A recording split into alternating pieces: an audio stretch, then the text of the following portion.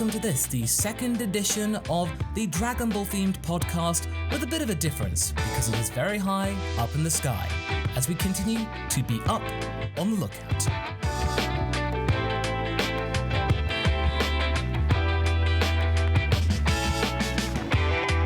For those of you who don't know, Up on the Lookout is a Dragon Ball themed podcast hosted by myself, MasakoX, as well as our trusty sidekick Haverok.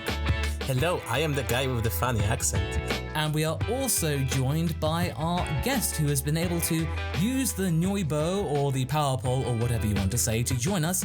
It is our R&R Trunks, Lucia Lobosvilla. Hi everyone. Yes, all three of us will be talking about Dragon Ball for the next X minutes, depends on how long we go for, because we are Dragon Ball geeks and nerds, so it may go on for a little bit long, but who knows? We might find out later on, but I don't think it matters because you're actually listening to this. I prefer the term Dragon Ball Scholar, personally. Yeah. Well, we could always say that Dragon Ball Elite or the Super Elite, depends if you're a Galactic Patrol member or something like that. But either way, we sort of know our stuff. I probably know the least out of this group. But either way, we will have some very exciting topics as well as some very insightful ones for those of you who don't necessarily know about the machinations of Dragon Ball. So with that, let's get started.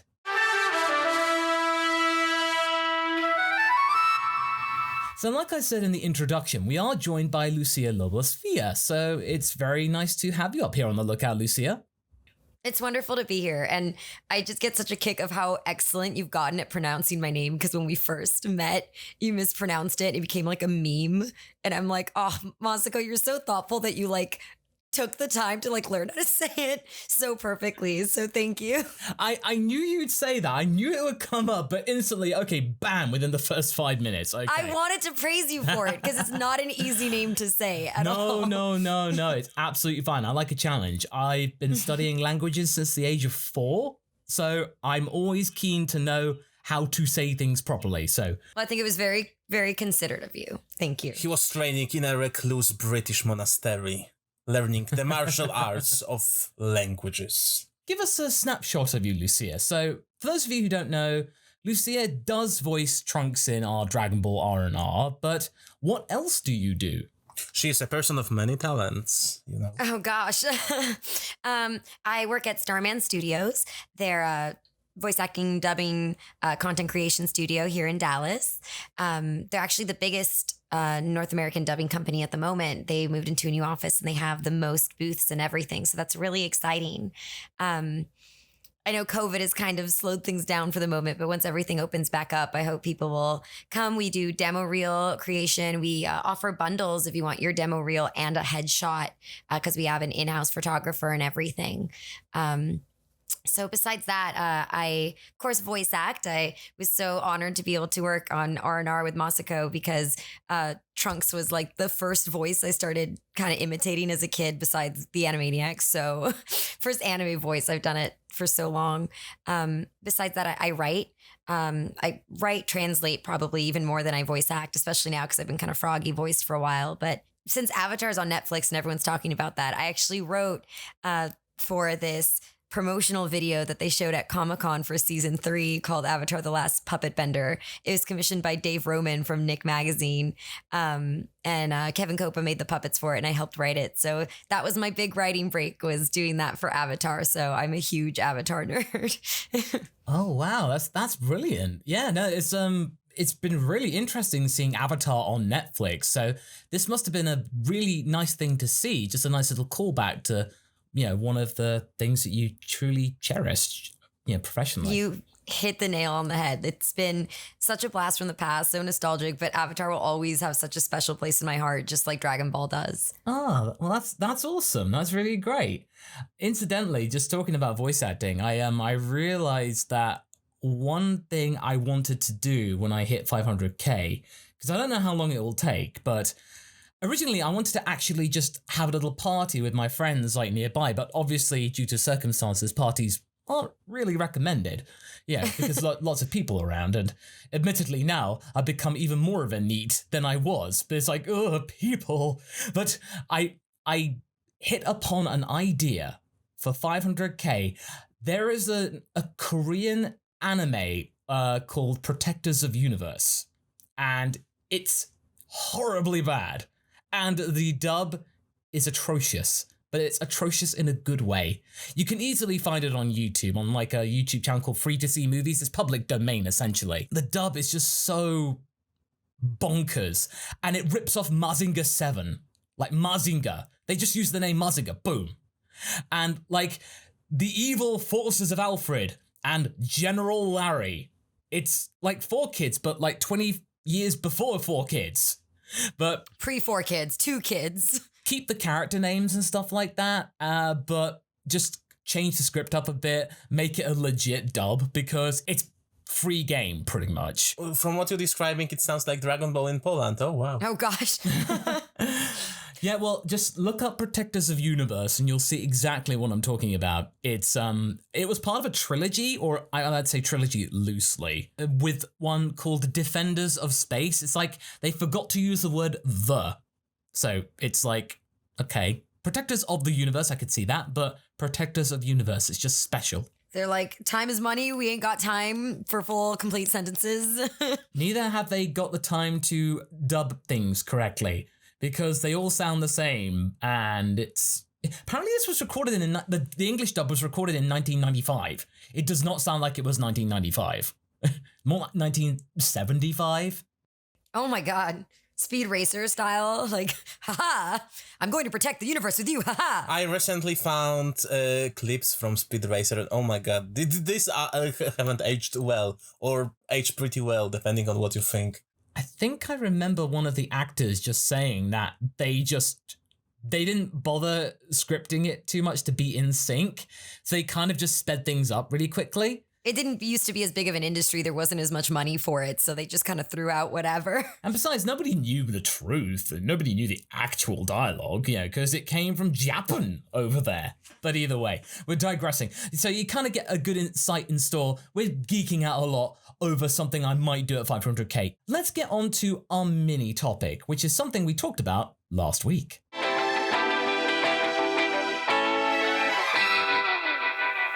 So for today's mini topic, we're kind of like touching base again with the article that we were talking about last week, Haverok and I, about Kazuhiko Torishima's interview and him saying that Dragon Ball has no meaning. This was provided to us by Derek Padula, and he did a fantastic contribution for our podcast.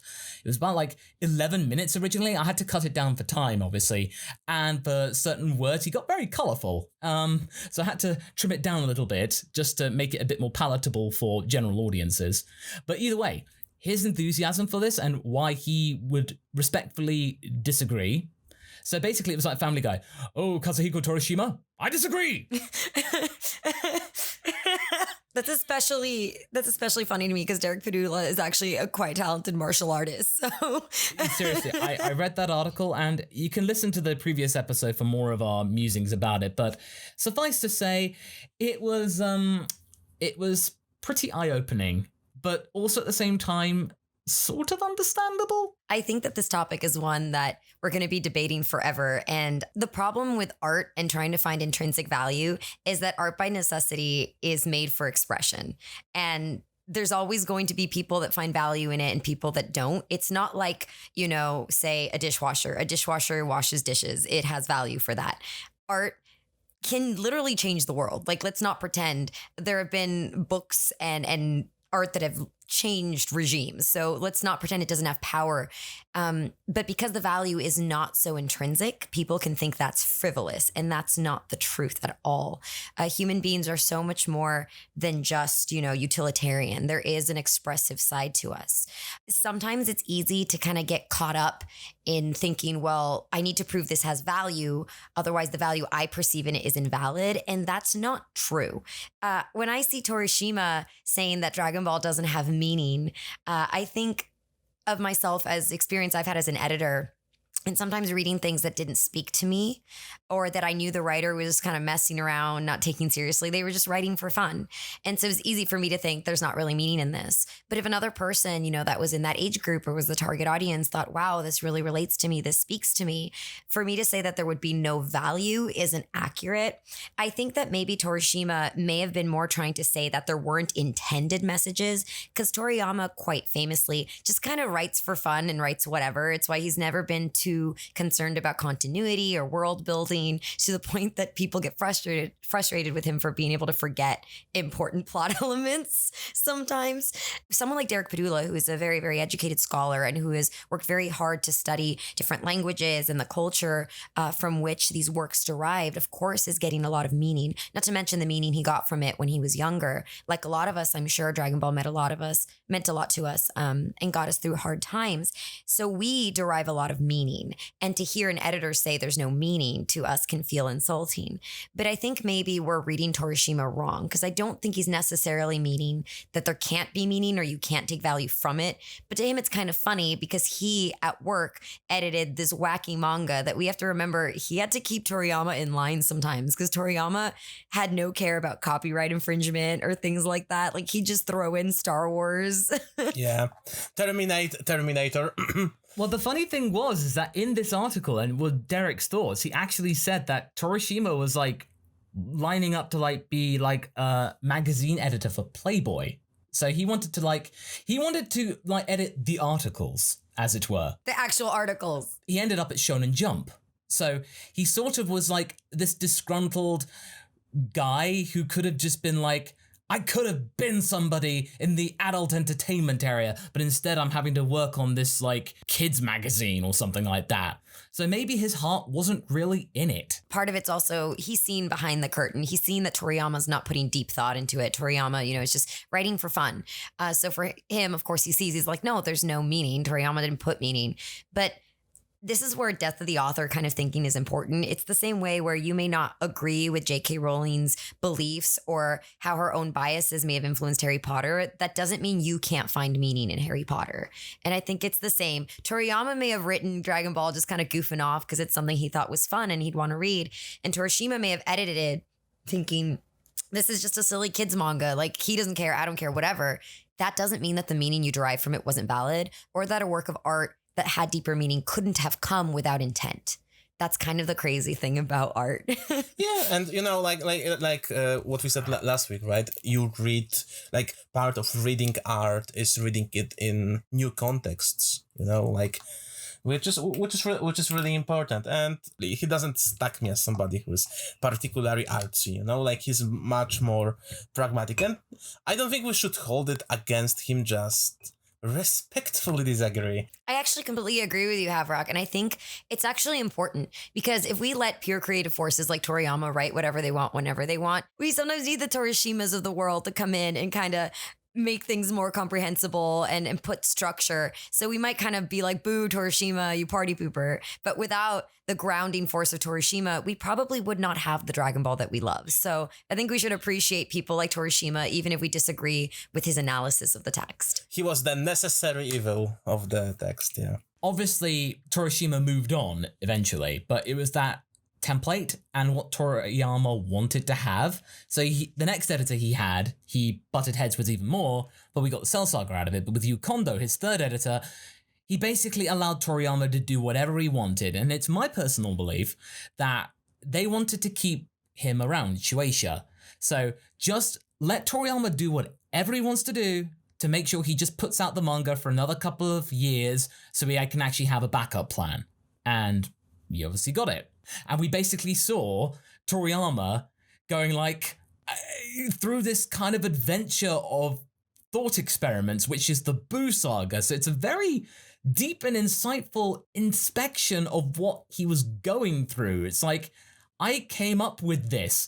I came up with this amorphous blob genie character who basically runs roughshod over everything. It's completely gag-driven. Gotenks is a thing. We come up with Fusion, which is one of the best things about Dragon Ball and one of the most iconic. Agree to disagree. Sorry. Well, it's something that...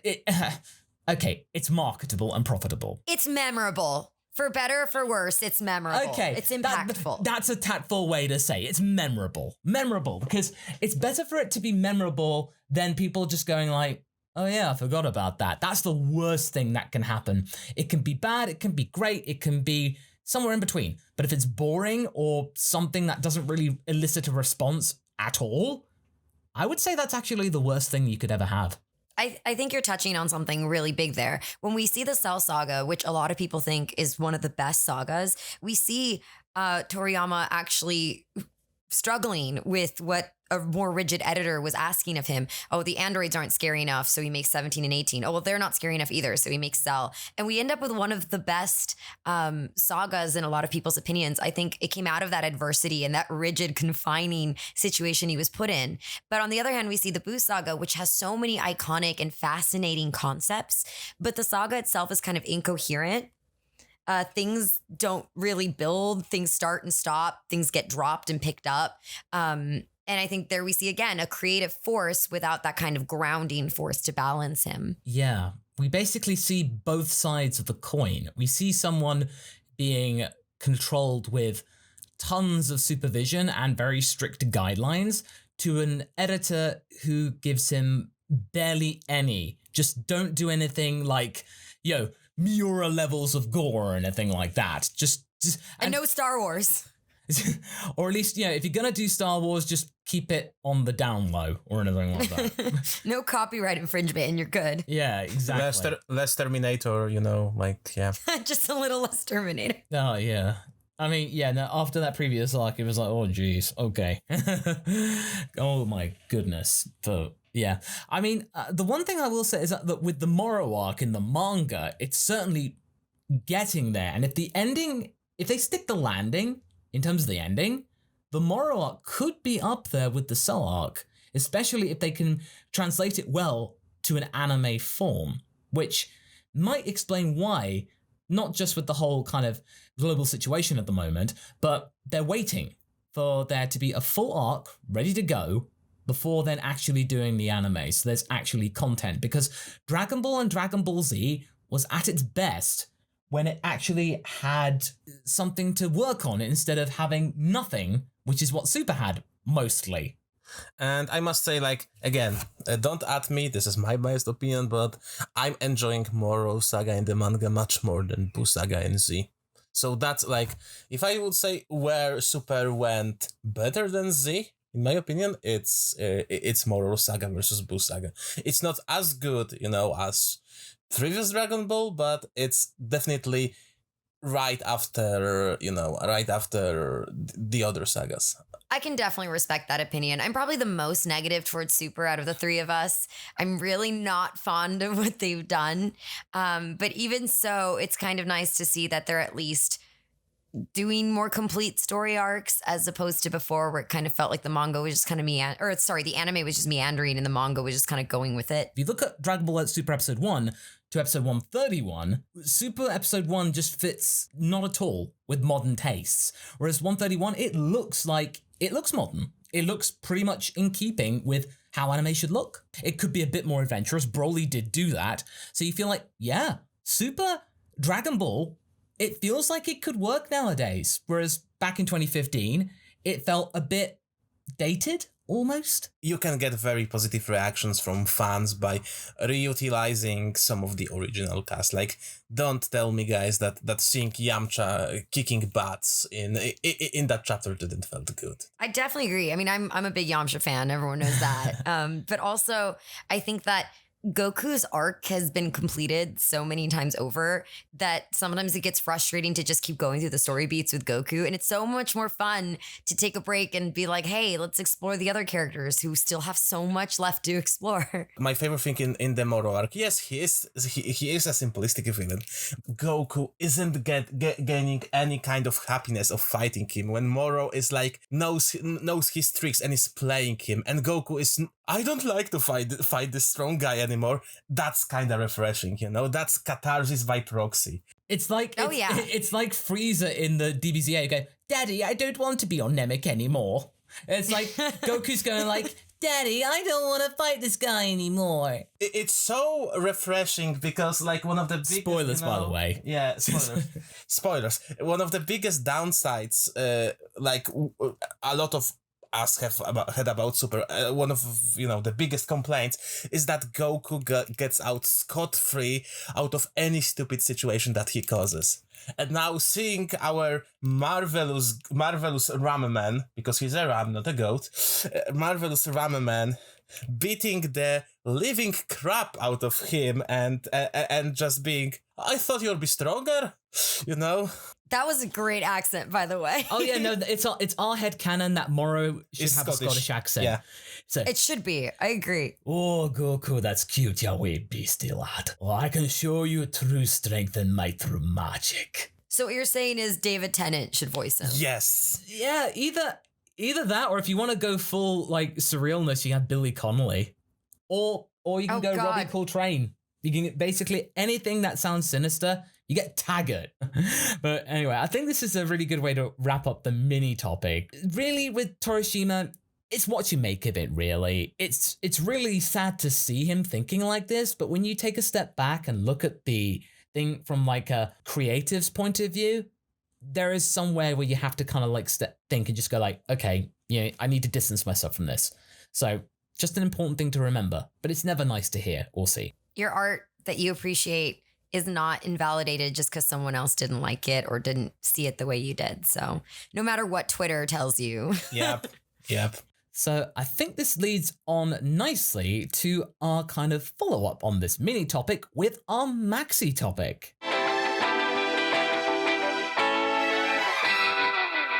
So today with the maxi topic, we're kind of going back to probably what is considered one of the most obvious connections to Dragon Ball and things that have been actually referenced to in Dragon Ball many, many times, even by Toriyama himself. Even though Torishima thinks there is no meaning, Toriyama does show meaning in it. Even though sometimes it can be a bit madcap and a bit more slapstick than we think, there is meaning in there. We are talking about, with the help of Lucia obviously, about Journey to the West. It is a very fascinating kind of novel series, basically centuries old, which obviously Goku, Son Wukong, that kind of connection. But it's really, really part of the DNA and the initial heart of Dragon Ball, especially when you connect it to the original series. It may not seem as obvious if you come into Dragon Ball straight from Z, but if you've been there since the beginning, or you really know a lot about the first series, you actually sort of get it. And even really with Super actually does a better job at connecting with Journey to the West than Z did. So it's been a few years since I've read it. I really need to refresh myself on it, but I love it. It's considered one of the 4 Chinese great literary classics. My personal favorite of them, although Red Room is also quite good. Derek Padula, please forgive me for mispronouncing names. I do not speak Chinese, but I will do my best. So I think what's most fascinating about Journey to the West is knowing that it was very loosely based on a true story, not unlike the Odyssey. Obviously, there wasn't, or the Iliad, there weren't actually gods running around in the battlefield and, doing all that stuff like in the Odyssey and Iliad. But those historical events, the war happened. Journey to the West is similar. And it tells the story of a real monk named, again, forgive me if I say it wrong, Xuanzang. And he was a monk who basically was just a huge weeb for Buddhism. And it was really sad that they had very poorly translated text was all they had and very limited. So he took a journey to India. And I think what's remarkable is he applied for a travel visa because at that time, China was very insular and you couldn't leave without getting permission. And multiple times he was turned down. And he believed it was because he was a nobody. So what did he do? He just went anyway on foot. He couldn't even take main roads a lot of the time or risk getting caught by the authorities, illegally traveling. So he had to take like back roads and barely avoid dangerous deserts and hide in like monasteries when he wasn't just sleeping out in the wilderness. And he did that all in sandals, which, oh my God. And I think that's a remarkable story. And he did it. He accomplished it. He got to India. He stayed there for over a decade studying. And then he walked all the way back with his scrolls. And the reason I think his story has survived is in big part because of Journey to the West. in the West, we've only started to realize that, with Dragon Ball becoming big and us starting to find some media that's influenced by it. But in China, in Japan, in those parts of the world, it's a story that's as well known as any, fairy story here in the States. There are analogs for almost every early Dragon Ball character. There's like an equivalent Journey to the West character. I think a lot of the fan base tends to just pay it lip service in a way. Because I remember I did a video on Journey to the West, and, it didn't really get that much traction because people were like, yeah, I know. Like, did they really know about the inner machinations of it? Probably not. There are so many other things, not just the whole thing about, oh, Son Wukong's a monkey king and stuff like that. Oh, Goku's a Saiyan. Saiyans are monkeys. There's more to it if you want to look deeper. I think a lot of people are under the misconception that it's going to be this boring old timey story and who needs it because we can just watch Dragon Ball, right?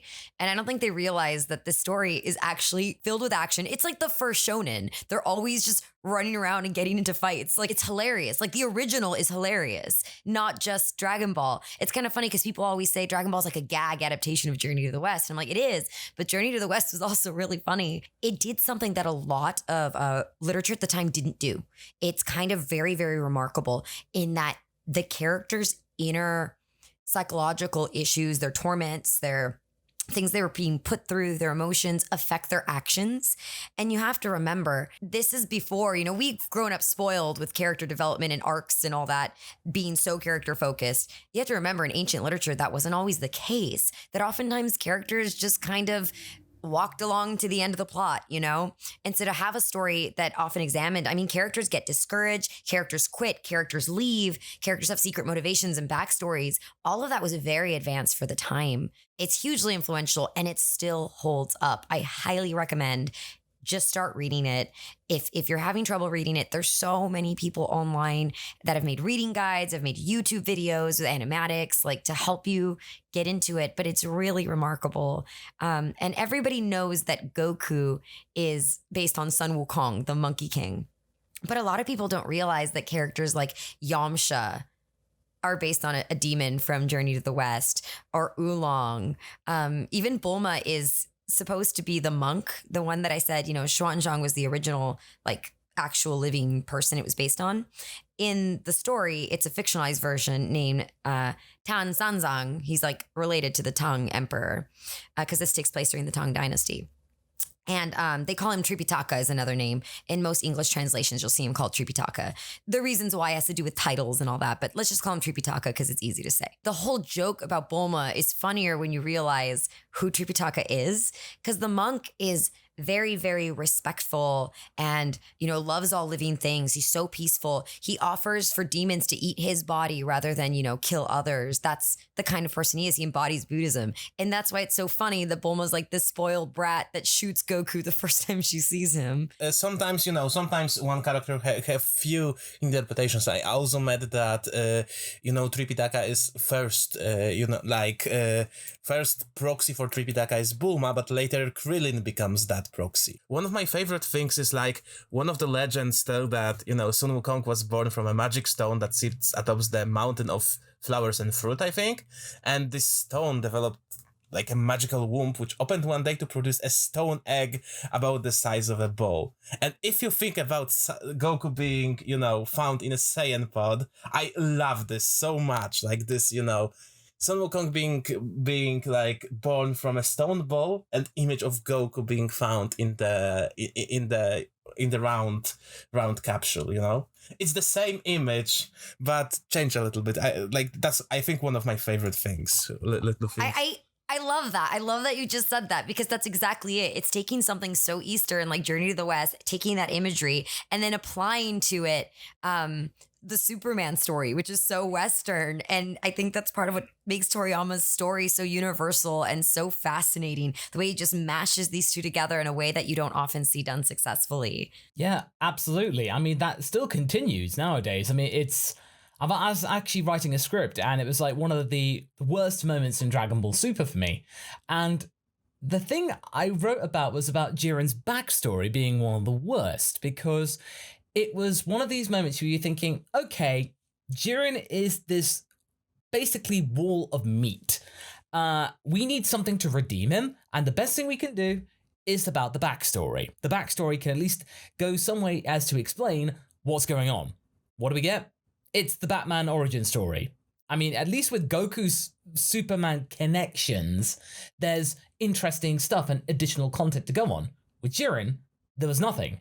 So sometimes these references to Western culture is a bit basic, whereas with Journey to the West, there's just so many different envelopes and connotations, denotations, all this kind of stuff that you just peel back the layers and you find even more stuff. Especially when you look at one of the strongest, in our mind at least, parts of Super R, the designs of the gods of destructions and the Kais and all that like the whole idea of those little gods being very moody, like it's very in vain to what Journey to the West was with its deities and demons, and like the whole Tournament of Power idea without sadly the stakeless and spineless attempt that Super did is very in vain to how the godly hierarchy looked in Journey to the West, and all that, all that little conflict that was there, and how Sun Wukong was always at odds with them and was constantly punished by them after he angered them off too many times, essentially. Angered them pretty badly. Oh, yeah. No, from all the constant stuff that I see, it's just they constantly try and find some ways to put Sun Wukong down, and whatever they do, it pretty much doesn't work. And that pretty much is the case with Goku. And again, in Super, they're actually touching upon the fact with Goku challenging the gods and defying them, as in getting as strong, if not stronger than them. And they have to come up with different ways to try and quell his desire for power and domination. So, you try and come up with the Tournament of Power, which is meant to be this ultimate thing where universal erasure is a main thing. But then what does Goku do? Oh, he gets the same power that Beerus has, but better. As in okay. But the best thing about that is that it doesn't just end there. Going back to the Moro arc again, and spoilers, it just shows that Goku is still a bit of a hothead. And despite having this power, he still is learning, and Wukong is always seen to be learning and being a little bit gung-ho about stuff, which is what Goku is. Yeah, I think something interesting about the text is that Sun Wukong, when we first meet him in this story, is actually being punished. He's been crushed for hundreds of years under a mountain, Five Finger Mountain, because he caused all sorts of chaos in heaven. And so his whole journey with Tripitaka is supposed to be him finding enlightenment and, making amends and being a better person, growing. And I think that initially we see this with Goku, where he's just kind of this wild boy who just cares about fighting. And as he travels, we see a more empathetic side to him, and he becomes more of a hero. It's kind of a bummer to see they kind of have fluctuated on that. It's like they keep making him relearn the same lessons. But it's definitely there. And I think that was a basis for a lot of Goku's story arc. Krillin, like you guys said, it became another analog for Tripitaka. And so how does he start off? Obsessed with, being sneaky and with his own pride, and he has the girly mags. So again, the opposite of Tripitaka, who couldn't be more Buddhist and detached. The Nimbus cloud, actually, Sun Wukong has a magical cloud he flies on. But just like Goku, he sometimes seems to fly on his own, so I'm not quite sure why he hasn't. This really kind of harks back to the original topic in that there is tons of meaning to be had just from this one text from centuries ago in, Eastern culture. And even though we all like to think, Dragon Ball has a lot of Western connections, and it certainly does, but, this is the original one. This is the thing that kind of got it going. Journey to the West was the thing that's got it moving. And after many iterations, with the Adventures of Tong Po and stuff like that, and Dragon Boy, there were false starts, but eventually Toriyama did get it. And again, this was Torishima poking Toriyama and saying, hey, that doesn't really work well, change it. And eventually getting it, saying, okay, let's run with this. Oh, okay, the first arc isn't all that great. Add some tournaments, add Krillin, there you go. And then we get Dragon Ball as we know it. Because the first arc of the manga didn't actually do that well in Japan. It was fine. Goku was a bit of a blank slate, and I think Torishima was like saying in that article, oh, is it just going to be more of those kind of arcs and stuff like that? Yeah, Torishima was a big part of the reason we got tournament arcs to kind of mix it up and show what Goku had learned. And now they've become such a staple of the series. We can't imagine Dragon Ball without tournament arcs. In fact, it's hard to imagine a lot of shonen without tournament arcs. Oh yeah, precisely. Yu Yu Hakusho to name but one. Hunter x Hunter and stuff like that. It's just, there's so many to think of. And Dragon Ball may not be the most well-known now, yeah, in comparison in terms of like the archetype, but it certainly paved the way for things as we know them to actually then change. So Journey to the West is very important. It may not be as accessible for most people, but it's good to know at least the basics, that this show does have a lot of meaning. It really does. And there's a lot of examples and a lot of influence. It's just, at the same time, you're trying to run a business, and Journey to the West is like, you can't really like think about the details. You need to think, what are the kids going to read? It's important to remember that, but it's also important to say and challenge the idea that Dragon Ball has no meaning. It does. And Journey to the West, again, just knowing a little bit more and encouraging people to actually read it or listen to it if there's an audiobook version. Really just, I think what we're trying to all say is just like, let's just sit down or listen, read, whatever you can do, and take the time to understand the biggest contributor to Dragon Ball's DNA. This is also where I want to really encourage people to check out Derek Padula's works. He does a great job about breaking down the meaning behind Dragon Ball, the influences behind it, the combination of Taoism, Buddhism, Shinto, all of that, Confucianism, all in Dragon Ball. It's all there. And Derek Padula does such a great job of dissecting that in a way that's easy to comprehend. It's totally readable, not at all dry or, thesaurus o'clock over here. No, it's very conversational, very accessible, but very, very informative. I mean, he will write words out in English translation, but he'll also give you the actual Chinese characters and give you a little pronunciation guide with Romanized letters. Is pinyin, I think, but he will do that so you can. It really makes it accessible if you really, really just want someone to break it down and help you see Dragon Ball in a new light. I highly recommend Derek Padula's series. Yeah, and he did them in 7 volumes, so I highly recommend that. I have them all just on my phone. I bought them like Kindle versions and I put them on my phone. And if you're really looking for a primer for Journey to the West, like I said, there are people on YouTube that have been doing this. Although honestly, I'm thinking if there's enough interest, I might just start reading this to you guys because I just want more people to get into it. And just to tell you something funny, for example, Tripitaka rides on a white horse the whole time. And this white horse is actually a dragon prince. So he's like a literal dragon, like the eternal dragon, who's turned into a horse to give him a ride.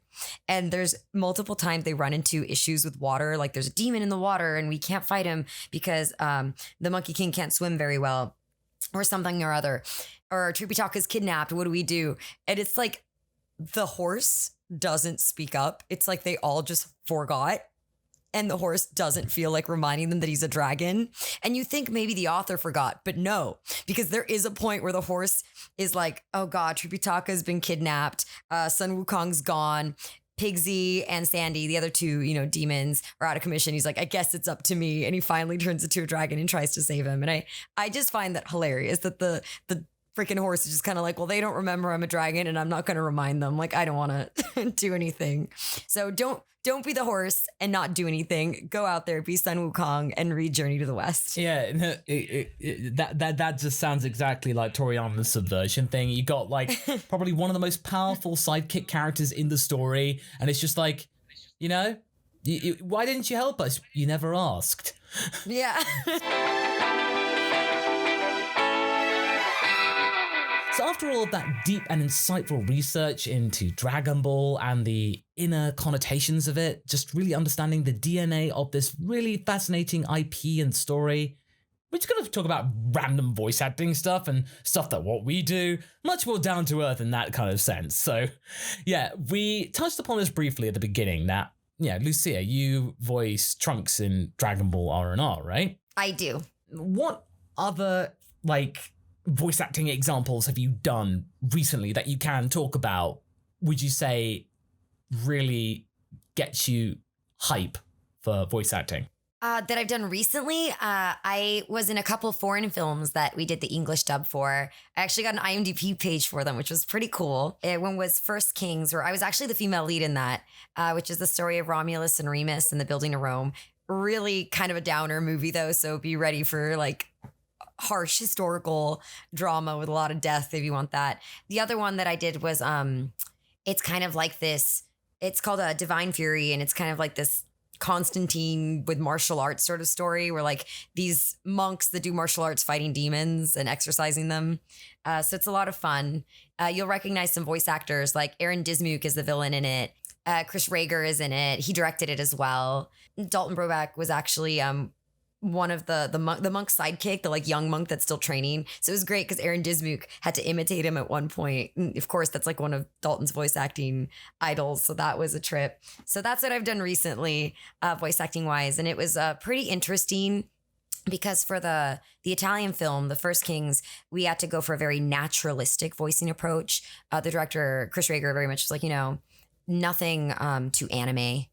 You want to really feel realistic. But for Divine Fury, there was a little more flexibility because it was campier and sillier, kind of like action horror. I just played a bunch of various children's voices in that one and some other like background voices. So that was really fun where I got to just kind of be campy and ridiculous. Actually, I think I did a voice similar to Trunks when I was doing one of the background orphans that was just kind of like picking on the other kid.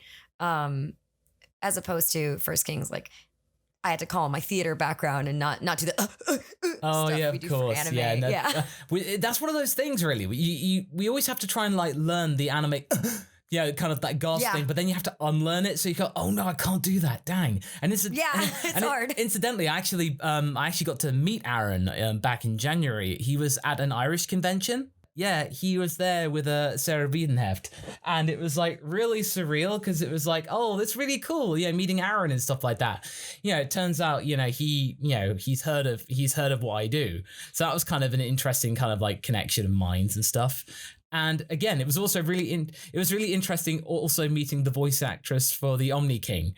And also, incidentally, not a lot of people know this, but one time I actually did some background lines for Ip Man 3. Really? Oh no, you did mention this before. Yeah, but for those of you who don't know, I was in town one time with like Kaiser and Lanny, and we stopped up for Okratron, and it was like Stabber's just like, oh hey, basically we like doing this thing. You want to do that while you wait? And I was like, oh yeah, sure. Like not paid or anything. It's like cool.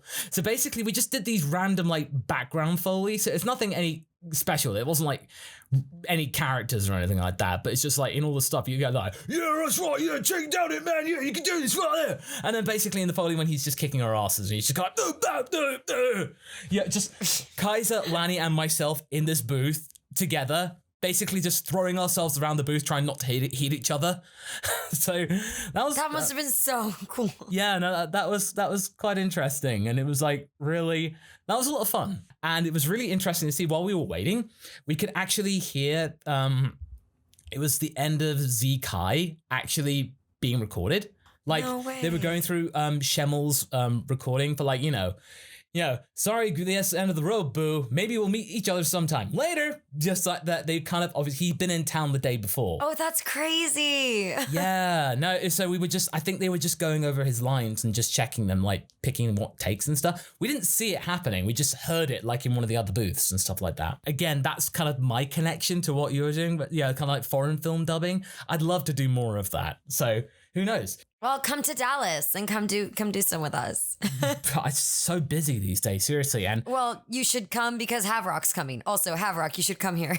I mean, we don't have visas anymore, so hey. And unfortunately, I'm soon to be a doggo dad, so basically, I need to stay here and stuff like that and look after Papa. Speaking about the whole voice acting stuff, like after I started to do some more directing stuff for R&R, like I feel how how much harder it is to direct people if you are not voice actor. And when you like, I can give them the directions for like dialogues, but directing animus sounds and animus follies is such an alien word to me.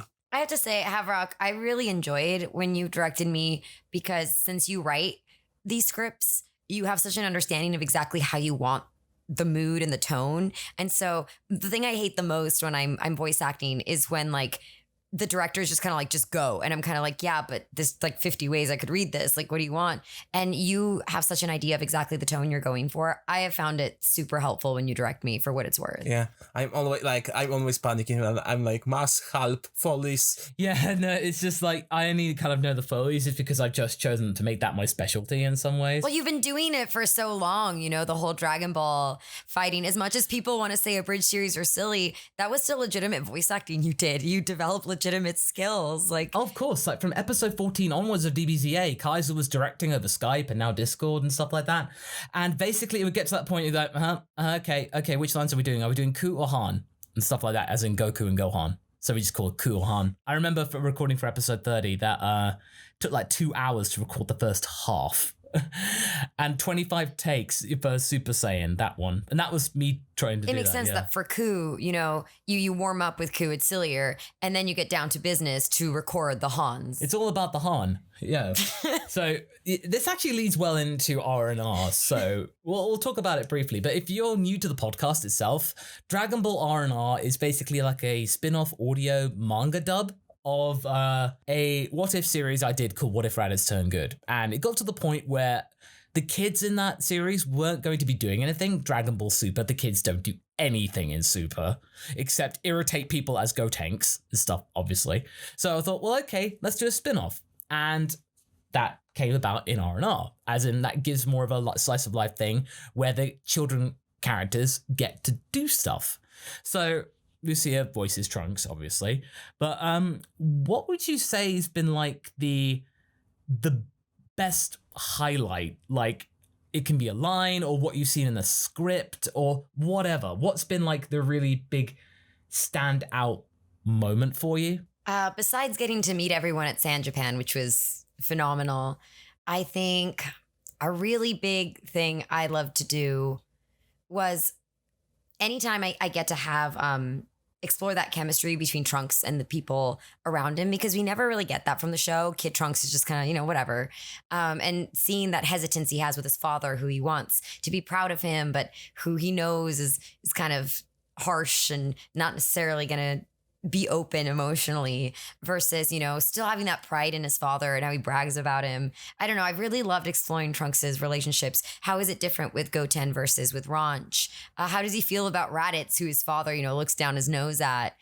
So that for me has been huge. Just being able to really kind of dive into this character and give him some psychological meat, as it were.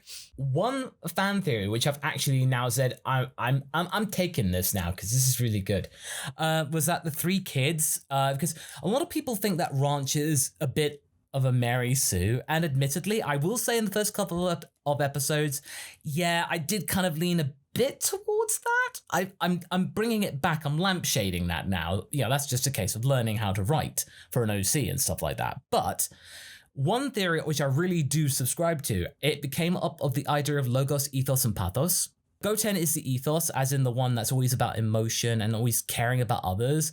Trunks is pathos or pathos or whatever, as in, you know, like being kind of more like impulsive and like basically, yeah, let's like involve things that are punching stuff, like, you know, action. You know, Trunks is a boy of action. Ranch is logos, as in like, yeah, logic, reason, all that kind of stuff, like kind of just stepping back, being more calculated about stuff. So each child of that trilogy actually plays off each other. So not one of them actually gets left in the dust, like with Goten in the original, because Goten doesn't really do stuff, except that one time where he stood up for Goku going like, I think Dad should go. Okay, you said that. Thanks for contributing, Goten. Okay. That's your contribution for the decade. Go now. No, he was Goku Black, right? He was Goku Black. Oh, it was Goten Black. Oh, my mistake. Yeah, Goten, now go and sell our Kid Goku merchandise for us, please. For an upcoming discussion, actually, and we were actually looking at like the amount of merch for the kids, and Trunks has a couple. Mostly as an accessory for Vegeta or Goten. Most of the time, yeah. Goten doesn't really have any. Goten has none. Not even your own, imitation Goten cell phone from Dragon Ball GT. The kids aren't really characters, which is a real shame because I think they have so much potential. Something that really irritates me is when people are like, oh, Kid Trunks grows up to be just like Future Trunks. And I'm like, no, Future Trunks grew up in a completely different situation from Kid Trunks. This Kid Trunks should be quite different. And it could be so interesting to see the differences, but the show doesn't really care about those. Yeah, exactly. I mean, the thing is, though, the Trunks in the End of Z is actually a lot more passive than Future Trunks. They switched personalities, like Goten and Trunks switched personalities at the end of Z, which is kind of interesting, but it would be more interesting if we had any seeds in Super for that. How this happened? But because like I like them at the end of Z. I must even say I kind of like the GT Trunks, at least in the beginning. I kind of feel that they were trying to make him kind of different from Future Trunks, except for the ugly shorts. Like you never should have worn that, boy. Like you don't look good in shorts. It's interesting that you mentioned the shorts. Everyone basically rags on him for the ascot. Yeah, I diss the shorts. Oh, yeah. Okay. All right. Hey, you know what? How many people are now wearing like ascots and scarves and stuff that they can put on their faces like a makeshift mask? Trunks I'm just saying, Trunks is ahead of the curve. He knew it was coming. The biggest problem was that he didn't have much to do, but I cannot say that I didn't like his personality in GT, like I think that there was something interesting there, but suddenly they toned him down pretty badly, so but it was a decent start, GT definitely has its flaws, but I think it has more strengths than most people want to acknowledge, although it doesn't help that the English dub we got wasn't exactly accurate. Yeah, I mean, I often say that the pan in the Japanese dub is nowhere near as irritating as the English dub. Nowhere near as irritating. Yeah, it's as I'm getting older, I'm understanding GT more and going like, you know what, it's not that bad. Really. Something that I think is funny is that a lot of the GT lines were recorded to be ultra serious because the soundtrack that we got was that like dun dun. It's just like mostly percussion and like electronic like background noise, right? While the original Japanese had bit by bit, right? Or dan dan, right? And so it's kind of funny because now you can watch GT English dub with the original soundtrack, but now it's kind of funny because they'll be all serious talking like, oh, well, I guess it's over for you. Well, the music's like dun dun dun dun dun dun dun dun dun. It's actually hilarious to watch, and you're like, what's happening? And especially with Saber. And then you have the return of Omega Shenron. Boogly, boogly, boogly, boogly. Dun, dun, dun, dun, dun, exactly. Dun, dun, dun. And the arrival of Super Saiyan 4 Gogeta with what is essentially Christmas music. Da, da, da, da, da, da. It's just like, ho ho, Merry Christmas! I'm Super Saiyan 4 Gogeta. And so the spirit of Christmas. Exactly. It's weird. It's really weird. But yeah, I think that's a good way to wrap things up. So Lucia, thank you so much for joining us. And please do give us any places where we can find you. So plug away. My Twitter is at Lucia Lobosvilla. LuciaLobosvilla. I know. Sorry. I assume there'll be a link in the description. My YouTube channel that I'm currently doing an analysis. I just started a series looking into Ocarina of Time's temples and what their original intention was, what they were used for before they became, dungeons. And we're going to be examining the architecture, what we know about the people that live there or use them, and, any other material from other games we can extrapolate and form theories with. So, oh, well, that's great. So once again, thank you so much, Lucia, for joining us and talking about Journey to the West and whatnot. Thank you so much for having me. All I can say really is just be careful when you're sliding down the pole on the way out, because we've recently just had it re-waxed. So try and make me. And there she goes. Guys, there's